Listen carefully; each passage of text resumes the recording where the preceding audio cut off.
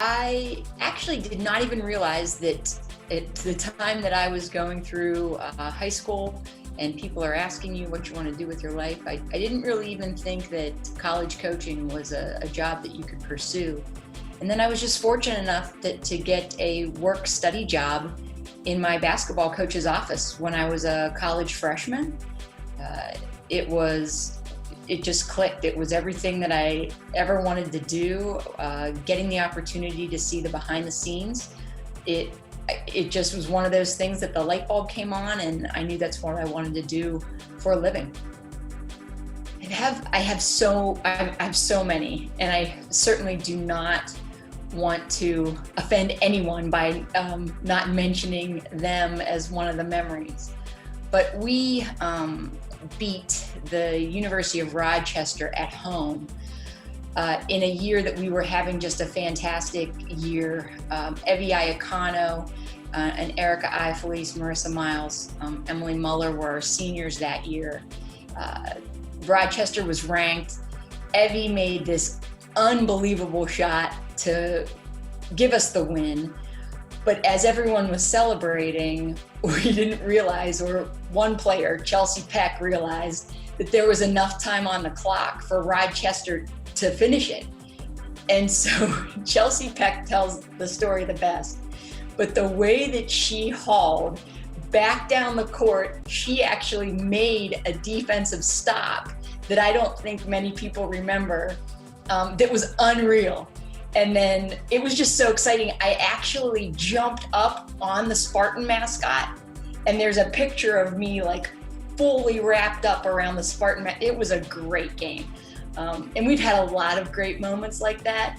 But when I think about Chelsea Peck telling the story and the way that she saved the day because we were all too busy thinking it was over and it wasn't over, that was a great night. I think there's two people in two very different ways, and it's my parents. I don't know if that sounds cliche, but it's true. My dad he still is probably the most competitive guy person that I've ever met. And that combination of his competitiveness, and then my mom is without a doubt one of the most supportive people.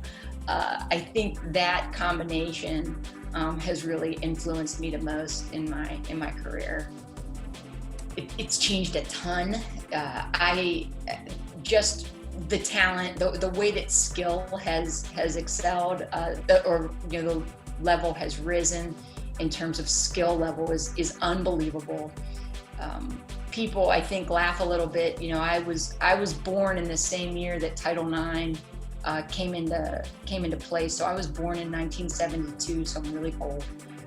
But just some really great stuff, all the great stuff that has happened as a result of that.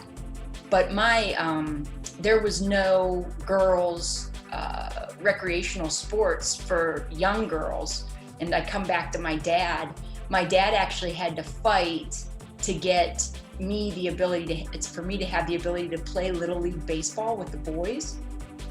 And now girls can play just like that. And I remember thinking it was no big deal. I had played with the boys in my neighborhood from the time I can remember. And he walked in there, and I didn't realize until later, like, what a fight it was. But it's pretty awesome to know that, not that I couldn't play, but that my dad was somebody who was really fighting for girls to be able to play. And then he went on to be one of my best coaches. He coached me and a couple of my softball teams as I went, through that in my life. And so it's a kind of a rambling answer. A lot has changed, a lot for the better. But I still have really great memories of the fact that I kind of feel I definitely wasn't a trailblazer because the people who got Title IX enacted were. But the benefits that I reaped early from Title IX, I'm really thankful for that. So I'm from just outside Pittsburgh, huge Pittsburgh person. So Pittsburgh sports are just so awesome. There's too many to recount, Kevin. But it was great whenever the Penguins were on their Stanley Cup run when I was in the early 90s with Mario Lemieux. That was unbelievable. But I do have to tell you, I can still remember right where I was when the Cavs won the world championship in 2016. And like that block that LeBron had, the way the city went nuts when the Cavs won, that has to be right up there with the best of them. I was thinking about this, and then I thought, if I tell you what no one knows about me, then everyone will know. So I'm not going to tell you.